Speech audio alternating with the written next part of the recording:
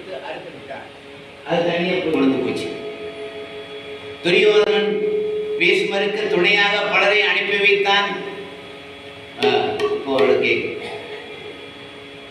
உடனே அத்தனை பேரையும் சுவேதன் தடுத்து ஓட்டிவிட்டு மீண்டும் அங்கே பீஷ்மரை நோக்கி அம்பு விடுத்தான். வேகமாக வருகிறது.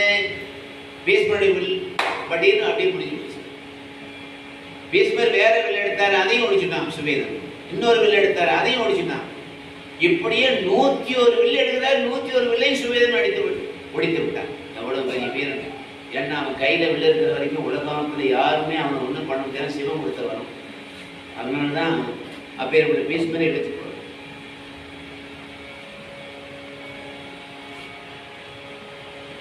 அப்படிப்பட்ட வகையிலே பார்க்கின்ற போது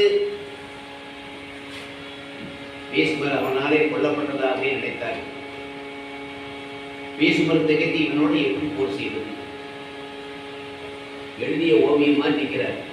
பீஷ்மருக்கு துணையாக வந்த மன்னர்கள் பல பேர் இறந்தார்கள், பல பேருக்கு அடிபட்டு ஓடினார்கள்.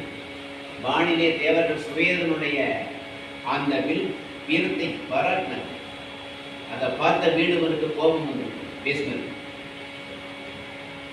சில தேவர்கள் தன் இனத்துக்கு பகைவராக இருப்பவர்களை அழிக்க வேண்டும் என்று கருதி பீஷ்மருக்கு ரகசியமான ஒரு பாசம் சொல்றாங்க.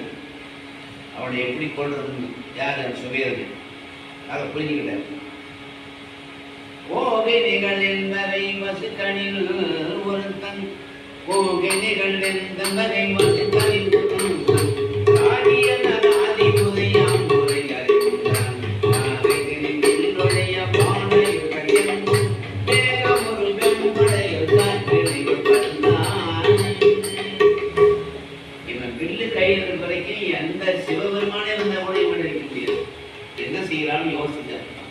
பெரிய பரசுராமலே தோற்ற அவர் சிந்திக்கிறார்.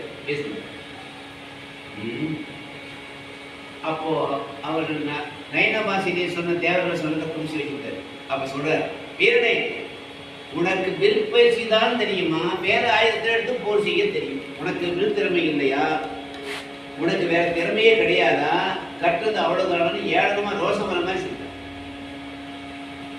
சுவேதனுக்கு கோபம் வந்து விட்டதே. ஏய் கிழவனை, என்னையா பார்த்து இப்படி கேட்டாய்? எக்களையிலும் வல்லவன் நான் என்பதை இப்போது காட்டுகிறேன். சரையன்னு வில்லை கீழே வச்சுட்டு அதுதான் வந்து சாப்பிட்டு அந்த வில்லை கீழே வச்சிருக்கார். ஒரு வாழை உருவினான். அப்போது அதே வஞ்சனை இடத்தோடு பீஷ்மர் இருக்க கணையை விட்டார். இருந்து வேகமா வந்தது. உடனே அவருடைய வலது கையை அறுத்து தெரிவித்தது. ஒரு நல்ல அறிஞர், நல்ல விதத்தை கற்றவர் இப்படி தவறான மூக்கு வழியிலே போய் ஒரு வீரனை கொன்றான் என்றால் அது ரொம்ப சரித்திரத்திலே ஒரு கரை படிந்த மாதிரி வஞ்சனை இனத்தோடு. இன்னொரு அம்பு விட்டார். உடனே அவன் தோலை அறுத்து விட்டது. அதை சற்று நினையாது இன்னொரு கையில் வாழை எடுத்தான். நெருங்கி பீஷ்மரை கொண்டு வரும்போது அதையும் அறுத்து விட்டார். ஒரு சிறந்த ஒரு கணையினாலே சுவேதனுடைய தலையை தள்ளிவிட்டார். பூமி நிலம் அசைய ஒரு சுண்ணம் கமல் மேனி புதல்வன் வீழ வாடி முடிந்து உளமைந்தார் அந்தர தொந்துவி உலங்க வானோருள்ள மூடி பெயர்ந்து உலகேடும் உள்ளடக்கி திசை 4 மூலையும் ஏறே. தரையிலே இருந்து விட துரியோதன படையில் உள்ளவர்கள் ஆரவாரம் செய்ய யுகமுடியிலே தோன்றும் கடல் பொங்குவதும் முழக்கம் போல தேவர்களோடு துந்துமி பாலத்தை முடக்கி உள்ள மகிழ்கிறார்கள். என்னே கொடுமை இது! உலகமே வஞ்சனை செய்து தன் காரியத்தை நிறைவேற்றிக் கொள்கிறது. இவ்வளவு வஞ்சனை உள்ள பீமர் இந்த மாதிரி இவ்வளவு பீஷ்மர் செய்யக்கூடாது. அவர் பெரிய வீரர். அப்படிப்பட்ட ஒரு வஞ்சனை செய்கிறார். அவர் வீரத்துக்கு இழுக்கல்லவா என்று இதன் விளைவை அவர் 10வது நாள்ல அனுபவிக்க போறார் அப்படின்னு. எப்படிப்பட்ட வகையிலே பார்க்கின்ற போது அங்கே சுவேதன் மறைந்தும் முதல் நாள் போர் அதோடு நிறுத்தப்பட்டு விட்டது. படைகள் பாசறைக்கு போய் தங்கின. கதிரவன் மேல்கடலிலே விழுந்தான். கிருஷ்ணரும் பாண்டவரும் பிராணவனுக்கு ஆறுதல் சொன்னான். ஐயனே, என்று போர்க்களத்திலே உன்னுடைய இளையகுமாரனும் உத்திரகுமாரனும் சுவேதன் என்ற 2 மைந்தர்களை இழந்து விட்டீர்கள். உங்களுக்கு நான் எப்படி ஆறுதல் சொல்ல போகிறோம்? வருந்தார். சுவேதன் யாராலே வெல்ல முடியாத வீரன். அதை தெரிந்து கொண்டு வஞ்சனையான முறையிலே தான் வெள்ளை கீழே வைத்து வேற ஒரு ஆயுதத்தினால் போர் செய்யும்படி தூண்டியதே அவர்தான். அது தவறுதான். ஆகதான் இல்லை என்றால் எவராலும் சுவேதனை கட்ட முடியும். சிவபெருமான் வரம் என்று கூறினார் கண்ணன். பிறகு இப்படிப்பட்ட வகையிலே பார்க்கின்ற போது இந்த மண்ணுலகத்திலே இவ்வளவு தூரம் வீராவுடன் போராடி சாய்ந்த மகன் இவன் தான் என்று எல்லாரும் அணுகிறாங்க. ராடராஜன் அணுகிறான். சொல்ல முடியல.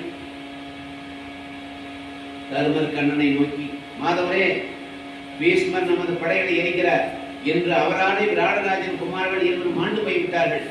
பீஷ்மர் இருக்கிற வரைக்கும் நமக்கு போரில் வெற்றி கிடைக்காதே என்று வருந்தினார்.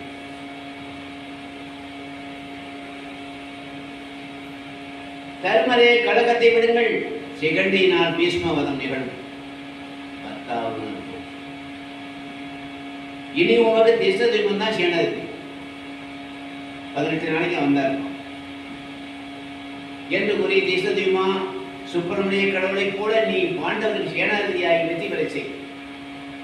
திஷ்டதுய்மனும் அதுபடியே செய்வதாக வாக்களித்தார். உடனே 2வது நாள் போர் ஆரம்பமாயிற்று. சோனை மேகம் என்ன வாடிது திட்டதுய்மனை சேனை நாதனாக நீ செலுச்சை செப்பினான். உடனே அந்த 2வது நாள் போரிலே இரு பக்கத்து படைகள் வேக வேகமாக மோதிக்கொண்டன. படைகளால் எழுந்த தூசியும் அங்கே சிவபெருமான் மன்மதனை எத்திக்கனால் இருந்த போது எழுந்த புகை ஒன்னோடும் ஒன்றாக தெரிந்தது. பாண்டவர்களும் துரியோதனாதிகளும் கடுமையாக மோதிக்கொண்டார்கள். வேகத்திலும் சாபம் இடுவதிலும் வல்லவரான துரோணருடைய அம்புகள் வந்து திஷ்டதுய்மன் தோற்று சென்றான். பீமன் அதை கண்டு கருகித்தான். மந்திரமடை போல தேரில் வந்து துரோணரையும் அவருடைய கூட வந்த மன்னனை அடித்து ஒடித்து ஓட செய்தான். இப்படியாக அந்த 2வது நாள் போர் நடந்தது. அதுக்கப்புறம் பார்த்தீங்கன்னா 3வது நாள் போர். அந்த போரில துரியோதன தம்பிமார்கள் 5 பேரை பீமன் கொன்று விட்டார். 3வது நாள் போர். அந்த சமயத்துல இந்த கடோரசன் வருகிறான், பீமனுடைய மகன். அங்க வந்த உடனே அந்த கடோரசன் ஆகப்பட்டவன் துரியோதனன் பார்த்தான்.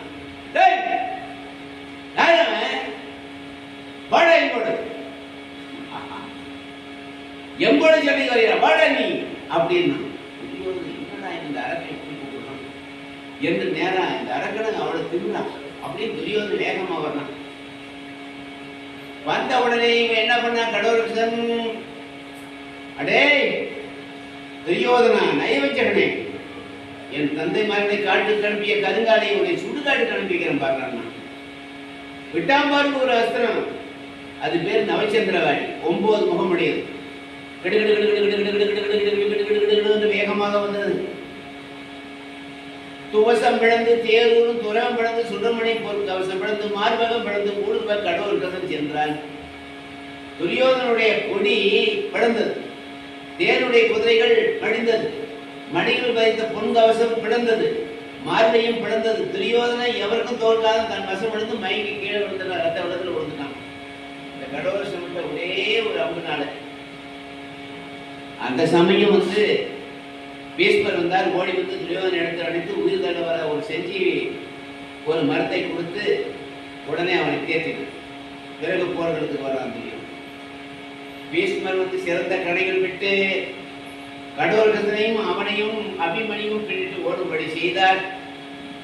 வீடுமருவோ இப்படி வெளியில் விடக்கூடிய அம்புகளால் 1000 தடைகள் உள்ளன. 4 திசைகளிலும் காணப்பட்டார். நெருப்பில் விழுந்த புழுதிகளைப் போல பாண்டவ சேனை அவரால் மடிந்தது. பீஷ்மர் வேகமா போர் புரியும் போது பாண்டவர் சேனையில் பெருமுதவி அடித்து விட்டார். ஆனா அர்ஜுனன் ஏனோ தானோ போர் செய்யாம அப்படி அலட்சியமா இருக்கான். இவனுக்கு ஒரு வேகத்தை ஏற்படுத்த வேண்டும் என்று கிருஷ்ண பரமாத்மா நினைச்சார். ஏண்டா உங்க தாத்தா அந்த போடு போடுறாரு வயசான இடத்துல, நீ ஏண்டா இப்படி பார்க்காத மாதிரி அலட்சியம் அடிக்கிற? இனிமே உன்னை நம்பி பிரயோசனம் இல்லை. நான் சக்கராயத்தை வரவழைச்சி இதனாலேயே அந்த துரியோதன படை போடுறேன் என்று சொல்லி காணறி தோன்றன வீடும் படி காதி மண் தினமும் தலை மாடி தலை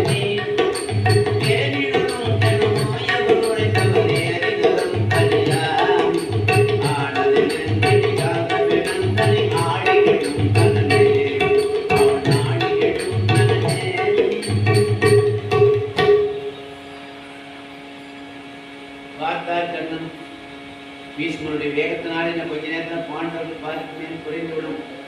மூணாவது நாளே இப்படி முடியக்கூடாது, இவன் ஏன் இப்படி நிற்கிறான், சரி இவருக்கு ஒரு உத்வேகத்தை உண்டு பண்ண வேண்டும் என்று சொல்லி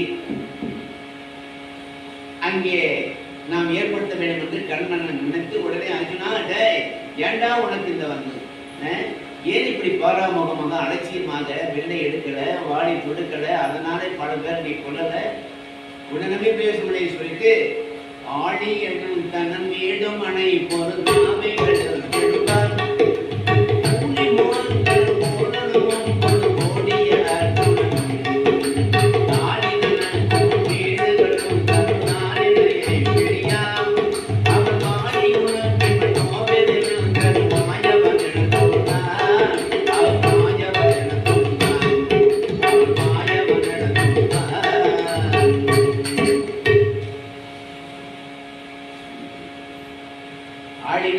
சக்கரத்தை எடுத்துட்டார்.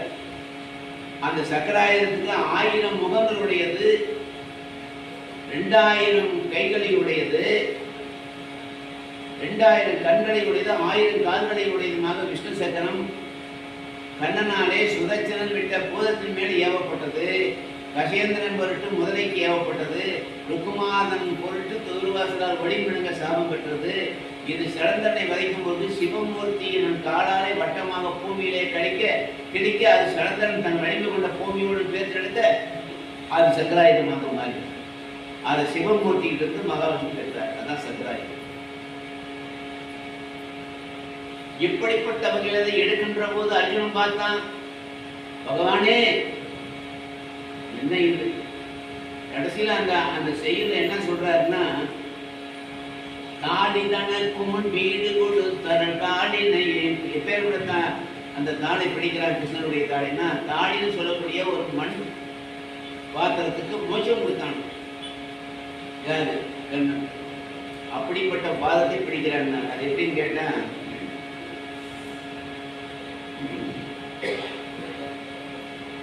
கரியாண்டாங்கிறவங்க ஒருத்தர் ஏழையானாலும் கறவு மாடு பிடிச்சி பாலுக்கு மருக்கும் பஞ்சம் இல்லை. அந்த வீட்டில் சிறுவிழா இருந்த கண்ணனும் அவருடைய தோழர்களும் வெண்ணதிட்ட போனாங்க. ஏய் உள்ள யாரு நான் எட்டி பாடுறான். ஒருத்தன் படுத்திருந்தான். இவங்க வெண்ணதடி சத்தம் கேட்டு வெண்ணதடிக்கிறத பார்த்து சத்தம் கேட்டு எழுந்து வந்தான். இவன் ஓட பார்த்தாங்க. நீங்க எல்லாம் ஓடாதீங்க, நீங்க எவ்வளவு சாப்பிடணுமோ சாப்பிட்டு போங்கன்னு. இந்த வீட்டுக்காரன் கொஞ்சம் நல்ல நாட்டுக்கு போகுது அப்படின்னு நினைச்சு அவங்களும் உட்கார்ந்து அது நாட்டு பானைங்கிற வெளியில எடுத்து சாப்பிட்டுக்கிறாங்க. கண்ணனும் அவருடைய தோழர்கள். ஹலோ. ஆகையினால பிறகு அங்கே தண்ணிக்கு போனவன் அவன் வீட்டுக்காரி வந்துட்டா. ஐயோ என்ன வேற ஒன்றும் இல்லை, காட்டுல சிங்கம் வந்தா கூட என்னை பார்த்தா பங்கப்பட்டு ஓடிடும், காட்டுல புலி வந்தா கூட கிளி அடிச்சு ஓடிடும், காண்டாமருங்க வந்தா ஏண்டா இவங்கிட்ட வந்து அதுவே ஓடி போயிடும். ஆனா எனக்கு ஒண்ணுதான் பயம். என்ன? எங்க வீட்டுக்காரி இருந்தா பயம். தண்ணி எடுத்துட்டு வர்றா, அவ கண்ணுல நீக்கப்பட்டா என்ன ஆகும் தெரியலையே அப்படின்னு சொல்லிட்டு உடனே முதல்ல அங்க இருக்க சில பேர் வேற இடத்துடைய கிருஷ்ணனை அந்த கண்ணனாய குழந்தைய ஒரு தொம்பையில வந்து உள்ள இறக்கி விட்டு மூடிட்டான். அவ மறுபடியும் தண்ணி போற வரைக்கும் அப்படி அடைச்சு வச்சு அதுல ஏற்கனவே முழங்கா வேற கூட்டிட்டு தும்மல் வேற வருது, அடிக்கும். தும்மல் வந்தா அவ வீட்டுக்காரி தெரிஞ்சவங்கள அதுதான். அதுக்கப்புறம் வந்து கொஞ்ச நேரத்துல ஒரு தேர் வேறு கூட்டிடுச்சு. செந்தேர் எப்படி இருக்கும்? ஐயோ தேர் கொடின்னு கத்தலாம்னு பார்த்தா அவங்க வீட்டுக்காரி தெரிஞ்சு ஆபத்துன்னு அதையும்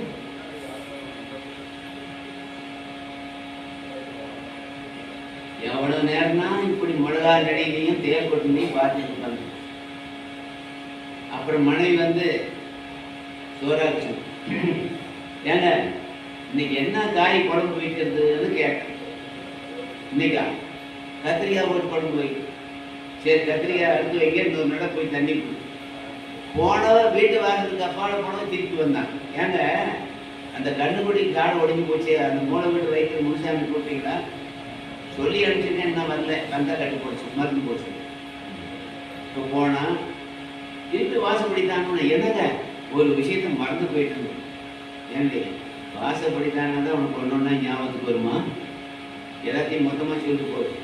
இங்க இருக்கிற நிலவை தெரியாம பேசிட்டு இருக்கேன்.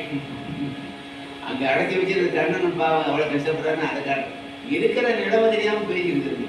ஓ ஏங்க பெரியம்மா பேசினா கூட என் மேல வெறுப்பாவே இருக்கிறீங்க. உங்களை கல்யாணம் பண்ணிக்கு நான் என்ன சொல்றேன்? ஏ பேசுற நேரம் முடியுது, பேச வேண்டிய நேரம் இருக்கு. முதல்ல போ தண்ணிக்கு போ. என்ன நீ அப்புறமா எனக்கு ஒரு விஷயம் மறந்துட்டேங்க, சீக்கிரம் சொல்லி போ. அது என்ன? வேற ஒண்ணு இல்லை, எங்க அக்கா மகள் வீட்டுக்கு அடைக்கிறாங்களா, அண்டா எடுத்து வைக்கலாமா குண்டா எடுத்து வைக்கலாமான்னு கேட்டேன். நீ அண்டா எடுத்து வச்சாலும் சரி குண்டா எடுத்து வச்சாலும் முதல்ல இங்கிருந்து போடணும்.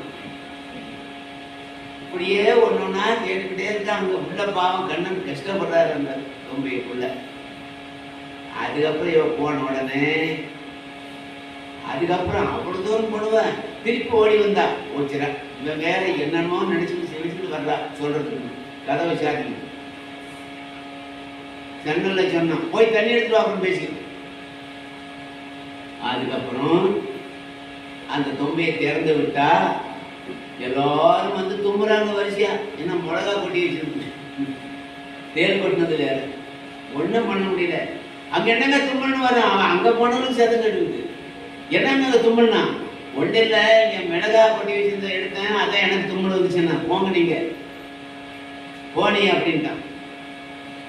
அதுக்கப்புறம் பரவாயில்ல உங்க வீட்டுக்காரிக்கு என்னை காப்பாற்றணும்னு என்ன வரணும்னு கேட்டான். எனக்கும் எந்த மண் தும்பைக்கும் மோஷம் கொடுன்னு கேட்டான். அதன்படி தரியாண்டானுக்கு அந்த தொம்பைக்கும் கண்ணன் மோட்சம் கொடுத்தாராம். தாடினா இப்போ அந்த வல்லினமா இருக்கிற இந்த தாடி போட்டா பெண்கள் கழுத்துல இருக்கிற தாடி, அதுவே மெல்லினமா போட்டோம்னா தாடி, அதாவது தஞ்சாவூர் பக்கம் தாடியில தண்ணி எடுத்து வச்சியா மாட்டுக்குன்னு கேட்போம் தாடி. அது மாதிரி அதைத்தான் அப்படி சொல்றாரு. தாலி தனக்கும் வீடு கொடும் தரு தாலினையை பிடியா. அந்த ஒரு வரையில ஒரு கதையை ஒழிஞ்சிருக்கு. அப்படிப்பட்ட பெருமான் ஆகினால அந்த இடத்துல என்னுடைய காலை பிடிச்சிக்கிட்டு அர்ஜுனன் கெஞ்சுறாங்க, சுவாமி நீங்க இப்படி ஆயுதம் எடுத்து போர் செய்ய மாட்டேன்னு சொல்லிட்டு இப்ப பீஷ்மர குடத்துக்கு சங்காயத்தை எடுக்கிறீங்க, பரவாயில்லையா அப்படின்னு. உடனே அந்த இடத்துல பீஷ்மர் பார்த்தால், ஓ நமக்கு முடிவு தெரிஞ்சது என்ன எண்ணி நடுக்கமுடன் தேரை விட்டு இறங்கி பகவானை கை கூப்பி வணங்குறார் பீஷ்மர். ஆரணகன் பித மாதவன் சுத மாளிகை துயிலோ காரணன் பண ரோமமுடன் துணை காதல் மனம் துணையோ நாரணகன் புதவானவன் ஒரு நாயகன் கணிக்கும் அந்த வாரணம் தேவி சாடத்துடன் கண்டு வாழ்வுற வைத்தவனே வாழ்வுற வைத்தவனே வாழ்வுற வைத்தவனே. வேத மந்திரங்களால் ஆவாகனம் செய்யப்படுபவனே மாதவனே அச்சுதனே பார்க்கணத்தையும் பிரபஞ்ச காரணனே ஞானத்தையே வடிவமாக கொண்டவனே செந்தாமரை வாழ்கின்ற பூங்கொடி போன்ற திருமகள் உள்ளத்திலே உரைப்பவனே அற்புதனே மாணவர் தலைவனே கஜேந்திரனே வாழ வைத்தவனே. அது மட்டுமல்ல நீங்கள் செய்தது ஆவி அழியும் தலை தூணில் உரையும் முதலாட தலைதான் அந்த மாமனையே சிறு மானுருவம் காசினவை தந்தையார்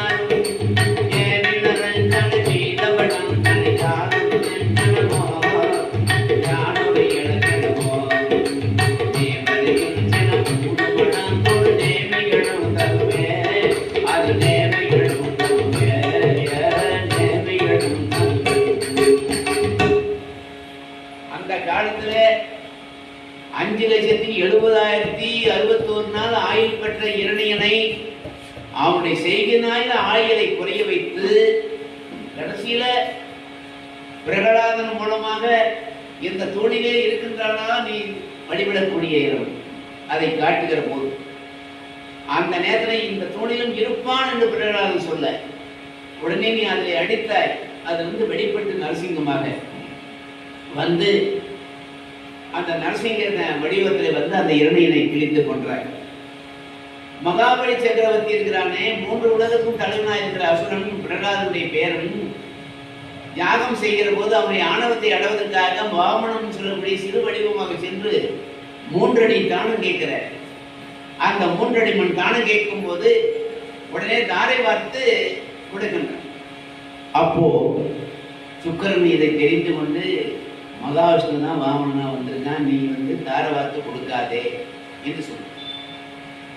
அந்தவனே கேட்கும் போது நான் எப்படி கொடுக்காம இருக்கணும் அப்படின்னு இவன் தன்னுடைய மனைவி விந்தியாவளியை வைத்து தாரை வார்த்து கொடுக்குறாங்க. அப்போ சுக்கராச்சாரி அந்த செம்புல இருக்கிற அந்த துளைய அடைச்சிக்கிட்டாங்க வண்டு வடிவத்துல. பகவான் ஒரு துரும்பு எடுத்து குத்துனாரு, ரத்தமா வருது. உடனே அதை தாரை வார்த்து கொடுக்குறான். அப்படிப்பட்ட வகையிலே பார்க்கின்ற போது அந்த இடத்துல இப்போ 3 அடி வேண்டும் என்று சொன்னீர்களா அப்படின்னு உடனே விஸ்வரூபம் எடுத்து வாமன ரூபத்தில் இருக்கக்கூடிய பகவான் 1 அடி நாள் மண்ணையும் எடுத்து 3வது அடிக்கு இடம் எங்கே இருக்கும் போது மகாபலி சக்கரவர்த்தி அவனுடைய தலையை காட்டினான். அந்த தலையை காலை வச்சு பாதளத்திலே அமர்த்தி விட்டான். அப்புறமா எல்லாரும் வேண்டுகோளுக்கு இணங்கி, நீ பாதள லோகத்திலேயே வாழ்வாயாக, உனக்கு நான் காவலாக இருக்கிறேன் என்றெல்லாம் வரம் கொடுத்தது. அப்படிப்பட்ட நீ உடனே இப்படிப்பட்ட காரியமெல்லாம் செய்த நான் உனக்கு சாதாரணமானவன், என்ன கொண்டதுக்கு நீ சகராயத்தை எடுத்துக்காய் பரமாத்மாவை அப்படின்னு கும்பிட்டு நிற்கிறார் கிருஷ்ணன். ஒவ்வொரு அவதாரத்தையும் சொல்லி அதனுடைய பலனையும் சொல்லி கேட்கிறார். எப்படிப்பட்ட வகையிலே இவனுடைய வேண்டுகோளுக்கு இணங்கி அங்கே பகவான் கோபம் தணிகிற மாதிரி தணிந்து சக்கராயத்தை திருப்பி விட்டார். உடனே அர்ஜுனன் பார்த்தான், பகவானே இப்ப பாருங்க நடக்கக்கூடிய விஷயத்த அப்படின்னு சொல்லிட்டு, பிறகு வேகமான முறைய அர்ஜுனாகப்பட்டவன் அப்போ இன்னொரு விஷயத்த சொல்றாரு பீஷ்மர். துரியோதனை உங்ககிட்ட படைத்துணைக்கு அழைக்கும் போது நான் ஆயுதம் கொண்டு போர் செய்ய மாட்டேன்னு ஒரு வாக்கு கொடுத்தீங்கன்னு சொல்லி சொன்னான். அப்ப நான் சொன்னேன் துரியோதன்கிட்ட, நான் கண்டிப்பா அவரை ஆயுதம் எடுக்க வைக்கிறேன்னு சொன்னேன். அப்படின்னாலும் உங்க வாக்கை காப்பாற்றுறதுக்கு தான் நான் ஆயுதம் எடுத்தேன். என் வாக்கு பொய்யானாலும் பரவாயில்ல, உங்க வாக்கை காப்பாற்ற நான் ஆயுதம் எடுத்தேன். அப்பதான் பீஷ்மர் விழுந்தார் பகவானுக்கு. அப்படிப்பட்ட வகையில இப்போது மறுபடியும் கண்ணனும் காண்டீவரும் தேர்தல் ஏறினார்கள். காண்டீவரும் என்ற சொல்லக்கூடிய பிள்ளை படித்து பல கணைகளை விடுத்தார். நீருபடும் திறன் மாமகளும் திறன் நீலவை அது சேருபடும் தன் உடைகளும் தன் சேர்ந்தே உணர்ந்தான் ஆறுபடும் திருமோரும் ஆயிரமை கடைந்தான் நீருபடும் திரு வீடு மற்றும் தவர் யாவர்களும் தவறே இது யாவர்களும் தவறே. ஆஜன் விடுகிற அம்புகள் என்று வேகமாக சென்று அர்த்தம் உடனே புகுந்து பல தடைகளை தலைகளை எதிர்க்கிறது. உடனே கைகாலம் உடனே அந்த துண்டித்து உதர விடத்திலே உண்டாக்கினான் அர்ஜுனன். தன்னை எதிர்த்த ஒவ்வொருவருக்கும் பல அம்புகளை பற்றி யமலோகம் அனுப்பி வைத்தார். கடைசியாக மகேந்திராசனம் ஒரு அஸ்திரம் விட்டான். வேகமா வந்தது. அந்த அஸ்திரம் துரியோதனுடைய படைகளை எரித்து எரித்து நாசமாக்கியது. பீஷ்மரை தவிர எதிர்த்தவர்கள் எவரும் படைக்கவில்லை, ஓடிவிட்டார். மீண்டும் வாயுவாசனம், வருணாசனம், அக்னியாசனம் பல தேவ கடைகள்லாம் விட்டார்.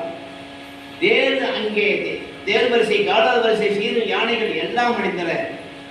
இன்னும் 4 வகை படைத்தலைவர்களும் அழகை அடித்து அழிந்தார்கள். இன்னும் மற்ற தேச மன்னன் சல்லியன் ஓடினான், மாறுதலில் சோமதத்தன் ஓடினான். எங்க போய் ஓடி மறைந்தார்களோ தெரியவில்லை. அர்த்தர் அதரான துரியோதனும் தம்பிமாரும் ஓடினார்கள். மற்றவர்களும் நிற்பார்களா? துரியோதனை அஸ்வத்தாமா இருவரும் பாதுகாப்பு வளையும் சுற்றி அவனை பாதுகாப்பு அழைச்சிட்டு போயிட்டான். இனி இங்கு நின்றால் நம்மையும் அவன் கொள்ளுவான் என்று இப்படி அர்ஜுனுடைய வீரத்தை அந்த 3வது நாள் போரிலே பாராட்டுவதே கிடையாது. அங்கிருக்கிறவங்களும் மட்டுமல்ல, தேவர்கள் கூட துரியோதனுடைய பாசறையில எல்லாம் இனிதாக வீரத்தை, அர்ஜுனுடைய வீரத்தை பாராட்டி கொண்டிருந்தார்கள். பல மன்னர்கள் அந்த இடத்துல துரியோதனன் அழுது கொண்டிருந்தான். இப்படிப்பட்ட வகையிலே பார்க்கும் வீடுமன் தன் சக்கரத்தை எடுத்ததினாலே அங்கே வீடும் பெயர்ந்து பேசிக் கொண்டார்கள். இப்படிப்பட்ட போரை கடைசி இடத்துல இந்த மாதிரி போர் செய்தி தர வேலை அவன் கொண்டதை நான் பார்க்கவே இல்லை என்று சொல்லி, ஆகவே அந்த வகையிலே அப்புறம் 4வது நாள் போர்ல துரியோதன் தம்பிமார்கள் 4 பேர் 5 பேர் செத்தாங்க.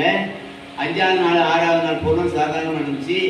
7வது நாள் போர் சாதாரணமாக நடந்துச்சு. 8வது நாள் போர்ல அலம்புசன் சொல்லக்கூடிய அரக்கன் வந்து அந்த இடத்துல அர்ஜுனுடைய மகன் அரவானிடத்துல போர் செய்யும் போது அவனை கொல்ல முடியல.